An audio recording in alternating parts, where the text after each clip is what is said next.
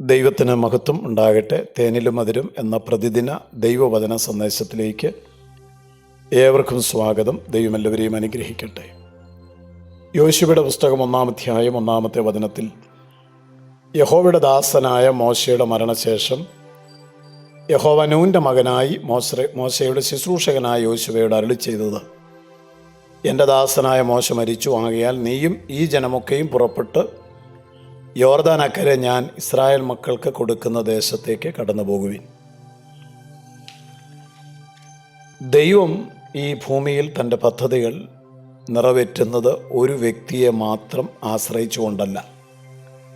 ദൈവത്തിൻ്റെ പദ്ധതികൾ കാലാകാലങ്ങളിൽ നിറവേറിക്കൊണ്ടിരിക്കുന്നത് ദൈവം അതിനുവേണ്ടി തിരഞ്ഞെടുക്കുന്ന വ്യക്തികളിൽ കൂടിയാണ്. ഒരടിമയുടെ മകനായിട്ടാണ് മോശ ജനിച്ചത് എങ്കിലും ലക്ഷക്കണക്കിന് ആളുകളെ ഈജിപ്തിൽ നിന്ന് പുറപ്പെടുവിച്ചു കൊണ്ടുപോകുവാൻ തക്കവണ്ണം കരുത്തുള്ള ഒരാത്മീക നേതാവായിട്ട് ദൈവം വളർത്തിക്കൊണ്ടുവന്നു. മോശയുടെ തണലിലാണ് ഇസ്രായേൽ ഒരു വലിയ സമൂഹമായിട്ട് വളർന്നു വന്നത്. തീർച്ചയായിട്ടും മോശയുടെ മരണം ഇസ്രായേൽ മക്കൾക്ക് ഞെട്ടലും ആഘാതവും ഉണ്ടാക്കി എന്നുള്ളതിന് യാതൊരു സംശയവുമില്ല. എന്നാൽ ദൈവത്തിൻ്റെ വേലയെക്കുറിച്ച്, ദൈവത്തിൻ്റെ പദ്ധതികളെക്കുറിച്ച് നാം ആരും ആശങ്കപ്പെടേണ്ട കാര്യമില്ല, പരിഭ്രമിക്കേണ്ട കാര്യമില്ല. ക്രിസ്തീയ നേതൃത്വത്തെ ലൗകിക നേതൃത്വത്തിൽ നിന്നും വ്യത്യസ്തമാക്കുന്ന പല ഘടകങ്ങളിൽ ഒന്നാണിത്.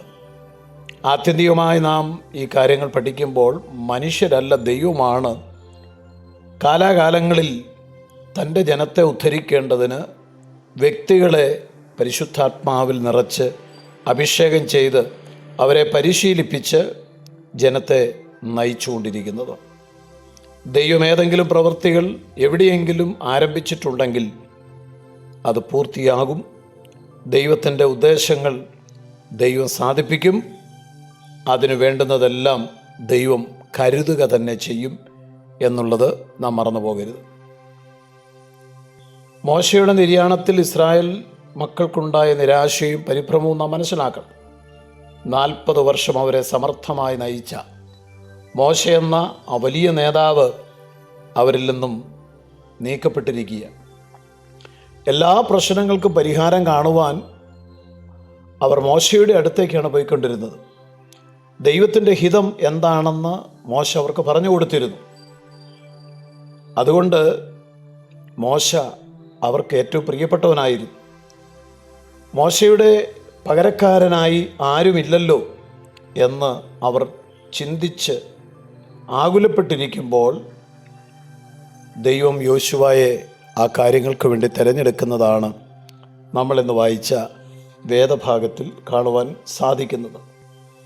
ഇപ്രകാരമുള്ള പല സംഭവങ്ങൾ ചരിത്രത്തിൽ പലപ്പോഴും സംഭവിച്ചിട്ടുണ്ട്. ഓരോ കാലഘട്ടത്തിൽ ജീവിക്കുന്ന ഓരോ ദൈവമക്കളും ദൈവം തൻ്റെ പദ്ധതികളും ഉദ്ദേശങ്ങളും നിറവേറ്റുവാൻ കാലാകാലങ്ങളിൽ അനേകരെ അഭിഷേകം ചെയ്യും എന്ന് വിശ്വസിച്ചിരിക്കണം.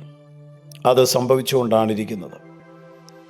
അതുകൊണ്ടാണല്ലോ കൊരിന്ത്യ ലേഖനത്തിൽ പൗലോസ് പറഞ്ഞത്, സഹോദരന്മാരെ, നിങ്ങളുടെ വിളിയെ നോക്കുവിൻ. ലോകാഭിപ്രായ പ്രകാരം ജ്ഞാനികളേറെയില്ല, ബലവാന്മാർ ഏറെയില്ല. ജ്ഞാനികളെ ലജ്ജിപ്പിക്കുവാൻ ദൈവം ലോകത്തിൽ ഭോഷത്വമായത് തിരഞ്ഞെടുത്തു. ബലമുള്ളതിനെ ലജ്ജിപ്പിക്കുവാൻ ദൈവം ലോകത്തിൽ ബലഹീനമായത് തിരഞ്ഞെടുത്തു. ദൈവത്തിൻ്റെ സന്നിധിയിൽ ഒരു ജഡവും പ്രശംസിക്കാതിരിക്കേണ്ടതിന് തന്നെ. കഴിവുള്ള ആളുകളെ ദൈവം ഉപയോഗിക്കുന്നില്ല എന്നല്ല ഇതിൻ്റെ അർത്ഥം.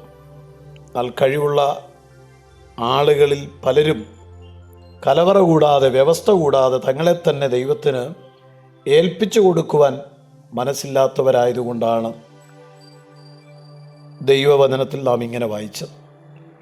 തങ്ങളുടെ കഴിവിലും ബുദ്ധിശക്തിയിലും വിവേകത്തിലും ആശ്രയിക്കാതെ തങ്ങളെ തന്നെ ദൈവത്തിന് ഏൽപ്പിച്ചു കൊടുക്കുവാൻ മനസ്സുള്ളവരുണ്ടെങ്കിൽ യോശുവയെപ്പോലെ ദൈവം തൻ്റെ മഹത്വത്തിനായിട്ട് അവരെ ഉപയോഗിക്കും എന്നുള്ളതാണ് വചനം നമുക്ക് തരുന്ന ആ പ്രബോധനം എന്ന് പറയുന്നത്. അതുകൊണ്ട്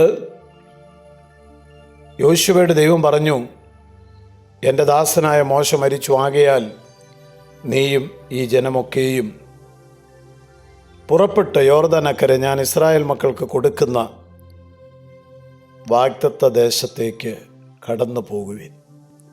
നമ്മുടെ ജീവിതത്തിൽ നാം മുന്നേറേണ്ട സന്ദർഭത്തിലാണ് എത്തി നിൽക്കുന്നത്. പലപ്പോഴും ഇനി ദൈവസഭയെ ആര് നയിക്കും? ഒരു ആത്മീയ നേതൃത്വം ഇനിയും ഉണ്ടാകുമോ എന്നുള്ള ആശങ്കകൾ നമ്മെ വല്ലാതെ വിഷമിപ്പിക്കുമ്പോൾ, ഞാൻ എൻ്റെ സഭയെ പണിയും, പാതാള ഗോപുരങ്ങൾ അതിനെ ജയിക്കുകയില്ല എന്നുള്ള ദൈവത്തിൻ്റെ വചനം നാം ഓർത്ത് ദൈവത്തിന് സ്തോത്രം ചെയ്യണം. ഈ ഭൂമിയിൽ ദൈവം തൻ്റെ പദ്ധതികൾ ചെയ്യും. ദൈവത്തിൻ്റെ പ്രവൃത്തി ആരും തടുക്കുകയില്ല. അതുകൊണ്ട് ദൈവം ഉപയോഗിപ്പാൻ പറ്റിയ നിലയിലുള്ള സമർപ്പണവും തീരുമാനവും ദൈവത്തിൻ്റെ മുമ്പാകെ നമുക്കുണ്ടായിരിക്കട്ടെ. ഈ കാലഘട്ടത്തിൽ ദൈവം നമ്മെ ഉപയോഗിക്കേണ്ടതിനായി നമുക്ക് ഓരോരുത്തർക്കും ദൈവത്തോട് പ്രാർത്ഥിക്കാം.